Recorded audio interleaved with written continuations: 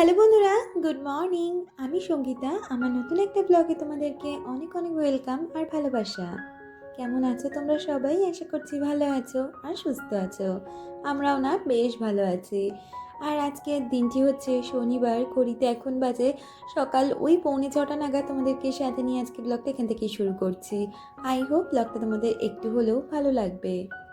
আগের দিনই তোমাদের জানিয়েছিলাম আমি কিন্তু বাপের বাড়ি যাব ওই 2 দিনের জন্য, বাবাকে একটু দেখতে, যেহেতু বাবার চোখে অপারেশন হয়েছে। তো সেই কারণে কালকে বিকালেই কিন্তু এসেছি। আর আমি কিন্তু তোমাদের সাথে এই 3টে দিন কোনো ভিডিও শেয়ার করতে পারিনি। আসলে প্রথম দিন গিয়ে আমি তো ভিডিও শ্যুট করেছিলাম, তবে কি জানো তো, ভিডিওটা যে এডিট করে ভয়েস ওভার দেবো এই কাজগুলো আর করে উঠতে পারিনি, কারণ বুঝতেই পারছো ওইখানে মা নেই, সমস্ত কাজটাই আমাকে করতে হচ্ছে। তো সেই কারণে খুব কম সময় পেয়েছি এডিটিং করার বা ভিডিওর কোনো কাজ করার। আর সত্যি কথা বলতে এডিটিং যদিও বা করে উঠতে পারতাম, আমার ভয়েস ওভার দেওয়ার ওখানে সেরকম কোনো জায়গা ছিল না, যার জন্য এই কদিন একটু রেস্টই নিয়েছি বলতে পারো, মানে ভিডিওর থেকে। তো প্রথম দিন যেদিন গেছিলাম সেদিন তো শুক্রবার বিকেলে গেছিলাম, বিকালে তো সেরকম একটা কাজ বাজ ছিল না, যার জন্য সেদিনকে আর কোনো ভিডিও শ্যুটই করিনি। তবে শনিবার থেকে একদম সকাল থেকে উঠে যেই সমস্ত কাজ বাজগুলো থাকে ওই বাড়িতে সেই কাজগুলো করে নিচ্ছি। আর কি জানো তো, আমার না একটা টাইম এমনই হয়ে গেছে, 5:30টার মধ্যে আমার কিন্তু ঘুম ভেঙে যায়। যথারীতি এখানে এসেও তাড়াতাড়ি করে ঘুম ভেঙে গেছে, আর ঘুম ভেঙে গেলে আর চুপচাপ শুয়ে থাকতে ইচ্ছা করে না, তাই একে একে যেই সমস্ত কাজগুলো আছে সেগুলোই গুছিয়ে নিচ্ছি। তোমাদের আমি সবসময় বলি না, এক একটা বাড়িতে বা এক একটা পরিবারে সবার কাজের ধরন কিন্তু আলাদা হয়।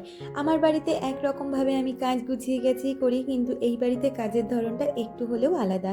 তো যাই হোক, সকালে উঠে তোমরা দেখতেই পেলে সমস্ত ঘর বারান্দার দরজা খুলে দিয়েছি, আর তারপরে সদর দরজায় জল দিয়ে এখন তো ঘরটরগুলো ঝাড় দিয়ে নিয়েছি, আর এখন ঘর বারান্দা সমস্তটা কিন্তু মুছে নিচ্ছি। ঘরটা অফ ক্যামেরায় মুছে এসেছি আর ঝাড় দিয়েও নিয়েছি, কারণ ওরা সবাই এখনও শুয়ে রয়েছে, তো সেই জন্য। আর এদিকে বারান্দাটা মুছে এখন সোজা চলে এসেছি রান্নাঘরে। আর এসেই রান্নাঘরটা দেখলাম ভীষণ খারাপ পরিস্থিতি। সত্যি কথা বলতে কি জানো তো, একটা মেয়ে ছাড়া একটা সংসার কিন্তু সত্যিই অচল হয়ে যায়। এটা কিন্তু আমি প্রতি মুহূর্তে ফিল করতে পারি যখন আমি বাপের বাড়িতে যাই। আমার বাবা হয়তো সমস্ত কাজই করে, কিন্তু একটা কথা বলো তো, আমরা মেয়েরা সংসারের কাজগুলো যতটা ভালোবাসার সাথে করি, যতটা আনন্দের সাথে করি, একটা ছেলের পক্ষে কি কখনো সম্ভব সংসারের কাজগুলো এত সুন্দরভাবে ভালোবাসার সাথে গুছিয়ে করার? আর দেখবে যেই কাজে আমাদের ভালোবাসা থাকে না সেই কাজ কিন্তু ভালোভাবে হয়ও না। আর এই যে কাজগুলো, এই কাজগুলো হয়তো আমার বাবা ঠেকায় পড়ে করছে, অনিচ্ছাকৃত করছে। এইটা কি আর ইচ্ছাকৃত করা সম্ভব একটা ছেলের পক্ষে? কখনোই সম্ভব নয়। আর সব থেকে বড় কথা কি জানো তো, বয়সটাও কিন্তু ভীষণভাবে ম্যাটার করে। আমার বাবার পক্ষে কি এত বয়সে, প্রায় 70 বছর হয়ে গেছে, সেই মানুষটার এত সুন্দরভাবে গুছিয়ে গেছি সমস্ত কিছু রাখা সম্ভব? তবুও উনি যে যতটা করে এটাই ওনার কাছে অনেকটা। আমি মাঝে মধ্যে যখন আসি আমি কিন্তু সমস্ত ঘর বারান্দা সমস্ত কিছু পরিষ্কার করে দেওয়ারই চেষ্টা করি। দেখো, ঘর তোর তো মোটামুটি পরিষ্কার থাকে, কিন্তু বলি না, আমাদের সব থেকে যদি নোংরা কোনো জায়গা হয় সেটা হচ্ছে রান্নাঘর।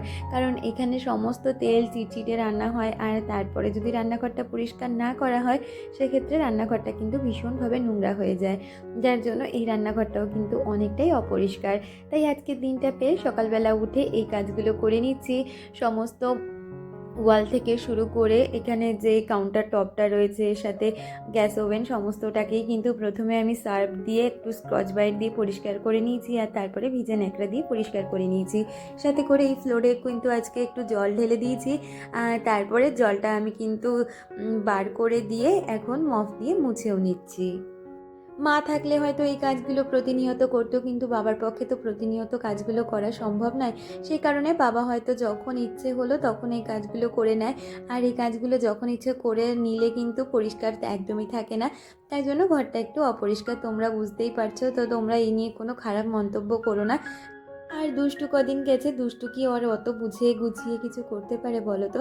2টো ছেলের পক্ষে একটা সংসার সামলানো, একটা এত বড় বাড়ি সামলানো সত্যিই অসম্ভব ব্যাপার, কিন্তু কি আর করা যাবে, পরিস্থিতি যেরকম আমাদের তো সেরকমটাই মানিয়ে নিতে হবে। মা হয়তো এত তাড়াতাড়ি না চলে গেলে সংসারটা এরকম থাকতোই না, আরও সুন্দর থাকতো। ওই যে সবসময় আমার একটা জিনিসই ওখানে গিয়ে ফিল হয়েছে, আর আমি বারবার করে আমার হাজব্যান্ডকে এসে বলেছি, একটা মেয়ে ছাড়া একটা সংসার সামলানো চারটিখানি কথা না। অনেকেই ভাবে আমরা মেয়েরা বাড়িতে কী বা করি, এই তো শুধু রান্নাটুকু করি, কিন্তু শুধু রান্না কি একটা মেয়ে বাড়িতে করে? তাছাড়াও কিন্তু সংসারটাকে গুছিয়ে গাছিয়ে সুন্দরভাবে রাখা একটা মেয়েরই দায়িত্ব। সেই মেয়েটা না থাকলে একটা বাড়িটা যে কতটা অসহায় হয়, আমি নিজের চোখে তার প্রমাণ দেখে এসেছি গো। তো যাই হোক, কথা বলতে বলতে ওইদিকে কিন্তু আমার বাসি কাজকর্ম সেরে প্রতিদিনের মতন বাড়িতেও যেরকম করি স্নান করে নিয়েছি। আর স্নানের সময় বেশ কিছু জামা কাপড় ছিল, সেগুলোকে কিন্তু আমি ওইদিকে মেলে দিলাম। আর তারপরে ঠাকুরঘরটা পরিষ্কার করে মুছে এদিকে ছাদে চলে এসেছি। এই ছাদ বাগানটা তোমাদের এর আগের বারে দেখিয়েছিলাম, কত ছোট ছোট গাছপালা ছিল, আর এখন কিন্তু পুরো ভরে গেছে এরকম গাছে। বিকালে পুরো ছাদ বাগানটা তোমাদের সাথে শেয়ার করব। তো গাছের থেকে সমস্ত ফুল তুলে নিয়ে এসেছি। আর দাদার গাছে না বেশিরভাগ জবা ফুল, মানে কত রকমের যে জবা ফুল আছে, প্রচুর জবা ফুলের ভ্যারিয়েশন, লাল থেকে শুরু করে সাদা, বেগুনি, হলুদ, সমস্ত রকমের জবা ফুল রয়েছে। তো যে কটা জবা ফুল ফুটেছিল সেগুলো দিয়ে ঠাকুরকে দিয়ে দিচ্ছি। আর নিচে আমার মায়ের একটা না সাদা টগর গাছ ছিল, ওইটা এখন অনেকটা বড় হয়ে গেছে। ওই টগর গাছ থেকেও বেশ কিছু ফুল তুলে এনেছি। আর পিছনেই একটা বেলপাতা গাছ আছে, সেখান থেকে বেলপাতা তুলে নিয়ে এসেছি। মানে যেহেতু আমার বাড়িতে এরকম একটা মন্দির রয়েছে, সেক্ষেত্রে মা অনেক ধরনের কিন্তু ফুল গাছ, তারপরে এরকম বেলপাতা গাছ লাগিয়ে রেখেছিল, যাতে সময় বিশেষে আমাদের বাইরে যেতে না হয়, ঘরের থেকেই ফুল বেলপাতা দিয়ে পুজো দিতে পারি। আর আমাদের মন্দিরটা এরকম ভোলানাথেরই কিন্তু। আসলে কথাই বলে জানো তো, যারা নাকি ঠাকুর ভীষণভাবে মানে বা যাদের বাড়িতে নাকি ঠাকুরের এরকম বাস থাকে, তাদেরই নাকি সংসারে দুঃখ কষ্টের শেষ থাকে না। আমি কিন্তু মানে কথাটাতে বিশ্বাসী নই, তারপর আবার মাঝে মধ্যে বিশ্বাস না করেও থাকতে পারি না। কারণ দেখো, যাদের কিন্তু নিজের হাতে করে আমার মা করলো, তারাই আমার মাকে এরকম কেড়ে নিল। আর সব থেকে বড় বিষয় কি জানো তো, এরকম পুজো দিতে দিতেই আমার মায়ের কিন্তু স্ট্রোকটা হয়েছিল। আর তারপরে দুদিনের মধ্যে তো কোনো রকম টাইমই দিল না, সে চলেও গেল। আর সংসারটা এখন কিন্তু পুরো ফাঁকা হয়ে রয়েছে। কি আর করা যাবে, কিছু তো করার নেই। আমি তো এখন একটা সংসারে রয়েছি, আমি আমার সংসার ছেড়ে তো আমি ওখানে সবসময় পড়ে থাকতে পারি না। তোজোর পড়াশুনো রয়েছে, হাজব্যান্ডের কাজবাজ রয়েছে। আমি যতটুকু দায়িত্ব নেওয়ার, যেটা কিনা দুষ্টু, সেটা তো নিয়েইছি। ওকে আমি চাই মনের মতন করে মানুষ করতে, ওই মানুষটা যেন ভালো হয়। আর এখন হচ্ছে দাদা আর বাবা, ওরা ওদের মতনই চলছে, কি আর করা যাবে। তো যাই হোক, অনেক গল্প তোমাদের সাথে করে ফেললাম। আর গল্প করতে করতে কিন্তু পুজোটাও সেরে এসেছি। আর পুজো দিয়ে এসে এদিকে চা বসিয়ে দিয়েছিলাম, সাথে কিন্তু তোজোর আর দুষ্টুর জন্য হরলিক্সের জলটাও করে নিয়েছি। আগে ওদের হরলিক্সটা করে দেবো, তারপরে কিন্তু আমাদের চাটা করে নেবো। আমি এখানে তো আর হাজব্যান্ড নেই, আমি আর বাবার জন্য চাটা করব। আর সকালের চাটা না বাবা একটু লাল চাই খায়, আমি চিনি ছাড়া খাবো, আর বাবাকে চিনি দিয়ে চাটা করে দেবো। আমাকে ঋতুপর্ণাদি কমেন্ট করেছিলে, তুমি লিখেছিলে পুজোটা প্যান্ট টপ পরে দিও না, সব কিছুরই তো একটা নিয়ম আছে। Thank you so much dear, এত সুন্দর কমেন্ট করার জন্য। আসলে প্যান্ট টপ পরেই তো সারাটা দিন বাড়িতে থাকি। আর তোমরা অনেকেই বলো বৃহস্পতিবারের পুজো শাড়ি পরে দিতে হয় বা অন্যান্য জামাকাপড় পরে দিতে হয়। আসলে আমি মনে করি কি বলো তো, প্রতিদিনের পুজো যদি প্যান্ট টপ পরে দিতে পারি, তাহলে বৃহস্পতিবারেরটা কেন আলাদা পরবো? তবুও তোমরা যখন এত আপত্তি জানাচ্ছ আমার প্যান্ট টপ পরে পুজো দেওয়াতে, আমি চেষ্টা করব অন্তত বৃহস্পতিবারের পুজোটা যদি শাড়ি পরে দিতে পারি, তারপরে পুজো দিয়ে হয়তো শাড়িটা চেঞ্জ করে ফেলবো। আর শাড়ি পরে না সারাটা দিনের কাজ করাটা আমার পক্ষে ভীষণ ইম্পসিবল ব্যাপার একটা, যার জন্য এগুলোই আমার খুব কমফোর্টেবল, তাই এগুলোই আমি সবসময় পরি। তো ওইদিকে চা খেয়ে সবাই মিলে একটু গল্পগুজব করে নিচ্ছিলাম। আর তারপরে এদিকে টিফিন বানাতে চলে এলাম। দাদা অনেক বাজার করে এনেছিল, ফ্রিজে প্রচুর বাজার রয়েছে। এখন দুষ্টু রয়েছে, দুষ্টু তো আর এত কিছুর পদ রান্না করতে পারে না, তবুও কিন্তু ও অনেক পদ রান্না করে ওদের খাওয়িয়েছে। আর আমি যে দুদিন রয়েছি সেই দুদিন দেখি কতটা কি ওদের করে দিতে পারি। তো আজকে না একটু মানে লুচি করব, তার সাথে তরকারি হিসেবে প্রথমে ভেবেছিলাম আলুর তরকারি করব। তো ফ্রিজে দেখলাম অনেকগুলো ভেন্ডি পড়ে রয়েছে, আর অনেকগুলো ভেন্ডি না শুকিয়েও যাচ্ছে। তাই ভাবলাম ভেন্ডি দিয়ে আলু দিয়ে একটা তরকারি মতন করি, আর তার সাথে লুচি করে নিয়েছি। আর তরকারিটা সত্যি বলতে ভীষণ সুন্দর হয়েছিল খেতে।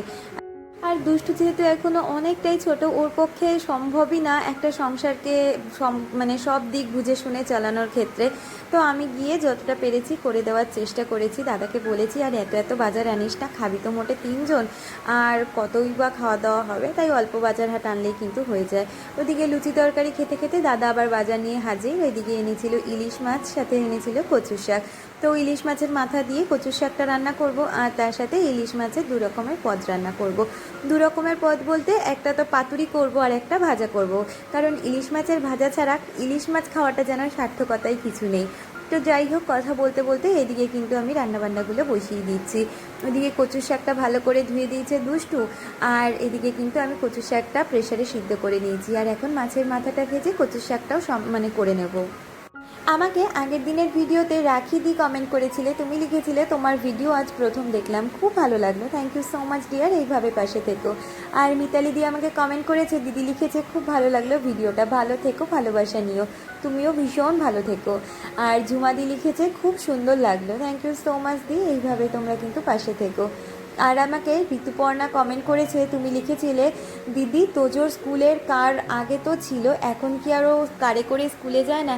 হ্যাঁ গো, ও কারে করেই কিন্তু স্কুলে যায়, তবে কি জানো তো, সকালবেলা ওর না এতটা, বুঝতেই পারছো বাচ্চা মানুষ, ঘুম থেকে ওঠার পরে একটা মুড সুইং হয়, সকালবেলা ওকে কারোকে স্কুলে দিয়ে আসতে হবে, সেক্ষেত্রে ওর বাবা তো প্রতিদিন যায়, আর মাঝে মধ্যে আমাকেও জোড়ায় যে চলো আজকে ছেলেকে দিয়ে আসি, তাই সকালবেলা দিয়ে আসাটা আমরাই যাই, আর ফেরার সময় ও কিন্তু গাড়িতেই আসে। জানি এক্ষেত্রে আমাদের লস হয়, কারণ মায়নাটা তো আমাদের পুরোটাই দিতে হচ্ছে, তবে কি করা যাবে, বাচ্চাদের মানে মুড অনুযায়ী আমাদের মা বাবাদের তো একটু চলতেই হবে। আর বিকালে যেই সময় ও ফেরে সেই সময় আনতে যাওয়াটা আমাদের পক্ষে ভীষণ অসুবিধে, যার জন্যই গাড়ি দেওয়া, না হলে কিন্তু খুব একটা দূরে না আমার বাড়ি থেকে স্কুল, আমরা চাইলেই আনতে পারি, তবে ওই অড একটা টাইম 2:30-এর সময় গিয়ে আবার ওকে আনতে হবে, সেই জন্যই গাড়িটা দেওয়া, এছাড়া কিছুই না। তো যাই হোক, কথা বলতে বলতে তোমাদেরকে দেখালাম রান্নাঘরের কৌটো কাটাগুলো কীরকম তেল চিটচিটে পড়েছে। তো ওইদিকে ম্যারিনেশন করে রেখেছি মাছটা, আর তারপরে কিন্তু এইদিকে আমি কৌটো কাউটাগুলোকে ভালো করে মেজে নিচ্ছি। এগুলো তো একটা ব্যাটা ছেলের পক্ষে কি সম্ভব বলো, তাই এসে সকাল থেকে যতটা পেরেছি ঘর দোরের সাথে সাথে রান্নাঘরটাকে ভালো করে পরিষ্কার করে রেখে যাচ্ছি। আসলে রান্নাঘরটা সবসময় বলি না, আমার হোক বা অন্য কারোরই হোক, রান্নাঘরটা আমার ভীষণ পছন্দের জায়গা, তাই ওই জায়গাটাকে সবসময় পরিষ্কার পরিচ্ছন্ন রাখতে দেখলে আমারও খুব ভালো লাগা থাকে। এদিকে সমস্ত কৌটো কাউটাগুলোকে কিন্তু আমি ধুয়ে মেজে রেখেছি। আমার বাড়ির মতন এত কৌটো তো আর ওদের লাগে না, কারণ দুটো মোটে মানুষ কতই বা রান্নাবান্না হয়, আর খুব বেশি পরিমাণে জিনিসপত্র ওরা আনেও না, তাই জন্য অল্প অল্প কিছু কৌটো রয়েছে সেগুলোকে মেজে দিয়েছি। সাথে করে এই বড় যে কৌটোগুলো, এতে পুরো জিনিস ভরা রয়েছে, ডাল রয়েছে এর মধ্যে, তাই এই কৌটোগুলোকে ভাবলাম ওপর দিয়ে মেজে নিই, ভিতরটা আর মাজবো না।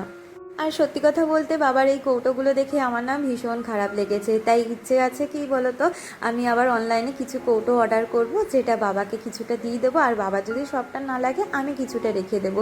এখানে অনেকগুলো কৌটোই কিন্তু আমি মানে মা মারা যাওয়ার পরে দিয়েছি, আর কিছু কিছু কৌটো মায়ের ছিল, মা ভীষণ সুন্দর করে সমস্ত কৌটো কাউটা গুছিয়ে গেছিয়ে সাজিয়ে গুছিয়ে রাখতো, প্লাস এগুলোকে মেনটেন করে পরিষ্কারও করতো। তো বাবার পক্ষে তো সেটা সম্ভব না বলে বাবা যতটা পেরেছে মানে ছোট ছোট কৌটোগুলো এক জায়গায় করে নিয়ে আর মশলাগুলো এক জায়গায় করে নিয়েছে, এক্ষেত্রে বাবারও পরিষ্কার করতেও অত একটা সমস্যা হবে না, আর জিনিস বাড়িয়ে রাখলেই তো হলো না, সেগুলোকে মেনটেন রাখার কিন্তু ভীষণ প্রয়োজন। তো সেক্ষেত্রে বাবা যতটা পেরেছে সেগুলোকে কম করে রাখারই চেষ্টা করেছে। এই যে দেখো দুটো কৌটো, এই বড় দুটো কৌটোর মধ্যে সমস্ত টুকিটাকি যে সমস্ত জিনিস, যেমন তেজপাতা, কাঁচ শুকনো লঙ্কা, পাঁপড়, এগুলো সমস্ত কিছু এই কৌটোর মধ্যে এক জায়গায় রেখে দিয়েছে, এক্ষেত্রে বাবার অনেকটাই নাকি সুবিধে হয়। তো যাই হোক, কথা বলতে বলতে এদিকে দেখো কৌটোগুলোকে ভালো করে পরিষ্কার করে দিয়েছি, আর ওইখানে যে কৌটোগুলো মেজে রেখেছিলাম ওগুলো আপাতত আমি শুকো দিয়ে রেখেছি, ওর মধ্যে বিকালবেলা কিন্তু মশলাগুলো রিফিলিং করে নেব। আর এখন রান্নাটা করে নিচ্ছি। এদিকে কলা পাতা এনে দিয়েছিল দুষ্টু, আমাদের ওইদিকে না প্রচুর গাছপালা রয়েছে, তো কলা পাতা পেতে খুব একটা অসুবিধে হয় না, কিন্তু আমাদের ওই বাড়িতে কলা পাতা খোঁজ করতে অনেকটাই সমস্যা হয়, আর সেরকমভাবে কোথাও পাওয়াও যায় না, তাই কলা পাতা দিয়ে আজকে কিন্তু এরকম পাতুরি করেছিলাম। বাবাকে বলেছিলাম লাউ পাতা পাওয়া যাবে, তো লাউ পাতা পেলে কি বলতো, লাউ পাতাটাও খাওয়া যেত আর মাছটা তো খাওয়া যাবেই, কিন্তু কলা পাতার ক্ষেত্রে আমাকে গ্রেভিটা বার করে নিয়ে খেতে হবে, তো কলা পাতাই পেয়েছি, লাউ পাতা পাইনি, তাই কলা পাতাতে করেই পাতুরিগুলো করে নিয়েছি। আর পাতুরিগুলো না আজকে কোনো ভাব দিইনি, এগুলো কিন্তু একদম মানে কড়াইতে কম তেলে হালকা করে ভেজে নিয়েছি, দারুণ সুন্দর হয়েছিল জানো তো পাতুরিগুলো খেতে। আর এই যে খাওয়ার সময় দাদা বাবা স্নানে গেছে, আর তখনই মাছগুলো ভেজে সবাই মিলে খাওয়া দাওয়ার পর্বটা মিটিয়ে নিয়েছি। আর তারপরে অর্ডার করা হয়েছিল একটু আইসক্রিম, কারণ তোজো অনেক বায়না করছিল আইসক্রিম খাবে বলে। আর এই যে আমাদের বাড়ির এই অতিথিকে তো তোমরা চেনোই, ওই বাড়ির এখন বাবার সঙ্গী কিন্তু ও। মা মারা যাওয়ার পরে দুষ্টু আমার এখানে চলে আসার পরে এই চুন্নুমুন্নুই হচ্ছে আমার বাবার কিন্তু সব থেকে সেরা সঙ্গী। ওকে নিয়েই বাবার অনেকটা সময় কেটে যায়। আর কি জানো তো, বাবার সাথে ওই চুন্নুমুন্নু রাত্রিবেলা একই বালিশে মাথা রেখে শোয়, এটাই বাবার অনেকটা ভালো লাগার জায়গা থাকে। আর এই যে আমাদের ছাদ বাগানটা বলেছিলাম না তোমাদের ঘুরে দেখাবো, তো দুপুরবেলা আর ঘুমাইনি, সবাই মিলে একটু ছাদে গেছিলাম, মানে আমি, দুষ্টু আর তোজো। ওখানে গিয়ে একটু ভিডিও শ্যুট করছিলাম, আর তারপরে কিন্তু ওইদিকে তোমাদের সাথে ছাদ বাগানটা শেয়ার করে এখন নিচে চলে এসেছি। এখন সন্ধে হয়ে গেছে, ওদিকে সন্ধে দিয়ে নিয়েছি, সাথে করে যেই মশলাপাতির মানে কৌটোগুলো ছিল ওগুলোকে রিফিলিং করে নিচ্ছি। খুব একটা বেশি মশলাপাতি ঢালছি না, একদম বেসিক যেই মশলাগুলো লাগে সেইগুলোই কিন্তু এরকম কৌটোতে করে ঢেলে রাখছি। আর এই কৌটোটাও কিন্তু আমি বাবাকে দিয়েছিলাম, বলেছিলাম এত কৌটো বাড়িও না, একটার মধ্যে সমস্ত রাখো, এক্ষেত্রে তোমার রান্না করতেও সুবিধে হবে আর তোমার পরিষ্কার পরিচ্ছন্ন করে রাখতেও অনেকটাই সুবিধা হবে। তবে পরিষ্কার তো আর সবসময় করা যায় না বা হয়ে ওঠে না একটা ছেলের পক্ষে, তবুও যতটা পারে আর আমি যখন আসি করে দেওয়ার চেষ্টা করি। তো ওইদিকে ওই মশলাগুলো ঢেলে এদিকে কিন্তু আমি চা পাতা চিনিটাকেও কৌটোয় করে ভরে রাখছি। আমার বাড়ির একঘেয়ের ভিডিও থেকে কিন্তু ছেড়ে আজকে আমার বাপের বাড়ির ভিডিও তোমাদের সাথে শেয়ার করলাম। তোমরা কিন্তু যারা যারা ভিডিওটা দেখছো অবশ্যই কমেন্ট করে জানিও তোমাদের কেমন লাগলো। জানি অনেকের হয়তো খারাপ লাগতে পারে আমার বাবার পরিস্থিতি বা দাদার পরিস্থিতি দেখে, তবুও তোমরা কমেন্ট করে জানিও। তাহলে আজকে চলি, টাটা।